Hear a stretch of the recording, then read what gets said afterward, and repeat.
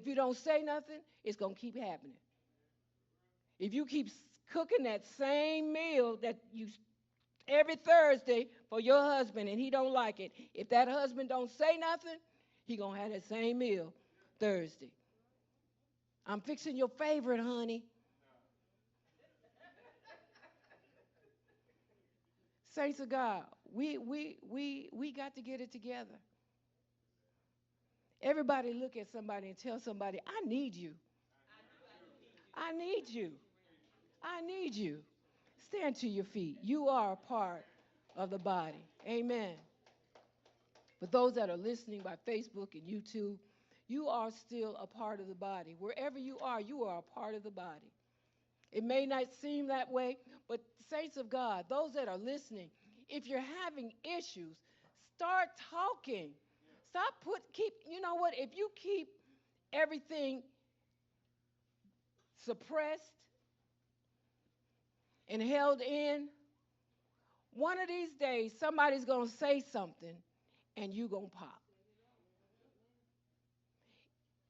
I told somebody you might got cut by somebody, but you bleeding on everybody else because you put everybody else in the same boat. Stop bleeding all over everybody and go to the source. We don't want to do that. Saints of God, we got to grow up. We can't be drinking milk all the time. We got to eat strong meat. We got to do some chewing. How are we going to handle this world outside this church if we can't handle each other? It's amazing what's going on in the world. It's amazing. The news, it's amazing. And God is, all we can say is God is large and he's in charge. He sees and he knows. But you know what? We just, like Tiny Tim, tiptoeing through the tulips.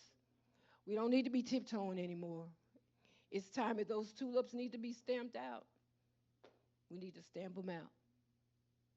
God is up to something, but he's not. We are his representatives. He's over us as the head of the body. But we represent him. And we got to represent him in a very, very real way. Because you know what? The devil, we're not fighting against flesh and blood. We're fighting against principalities and darkness and high places. All this stuff that's his territory. That's the devil's territory. And since we know that, we can always go back and say, well, we win. No, you don't win if we're not fighting now. Well, amen. We could tell the kids all the time, girl, you're going to win this battle. No, you need to study. I know you can win if you study. I know you can win if you pray. I know you can win. We can win if we get it together. The devil is defeated if we can defeat him. Defeat him how? Coming together in unity. Stop talking about each other. Wherever you are, if you don't like where you are, leave. Don't talk about it, just leave. And if you leave, leave right. If you leave truthfully. Don't say one thing to one person and then you say something else to somebody else and you say, well, why did they leave? I'm just saying.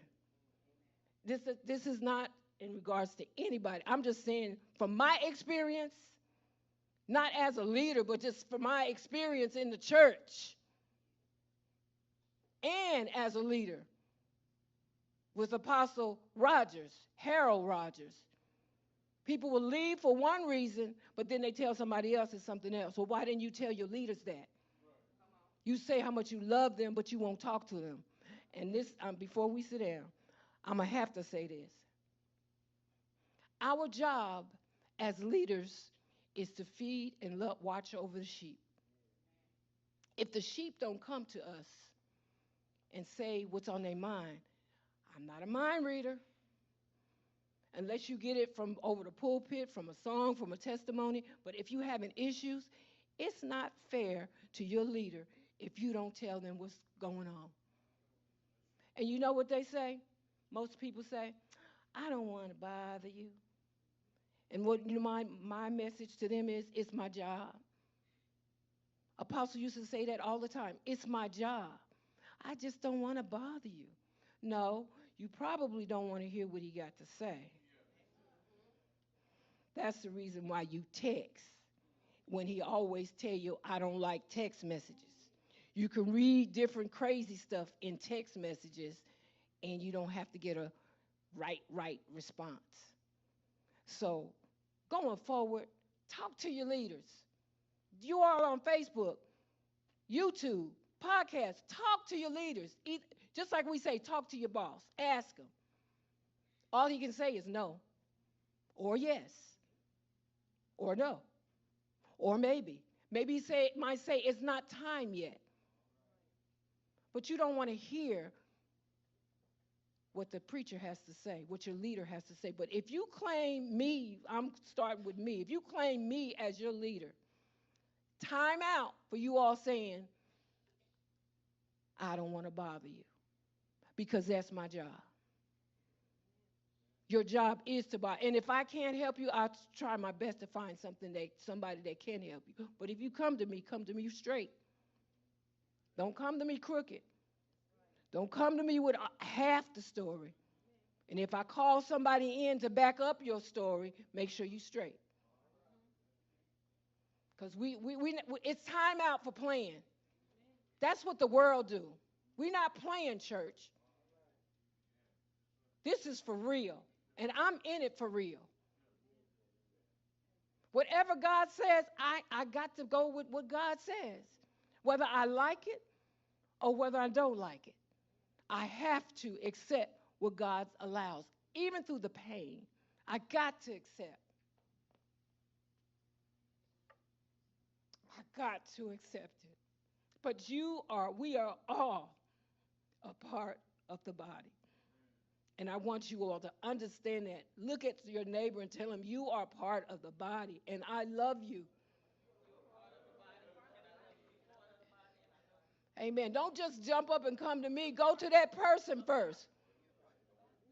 We don't want to go to that person and express how we feel and the things that we're going through. We don't want to go to that person. We want to go straight to the head. Think about your job. When something happens between you and somebody at your job, who do you go? You go to that person. Then they won't hear you, you go to your supervisor. Then you may go to your manager. You don't go to the CEO. There's some things you can handle by yourself.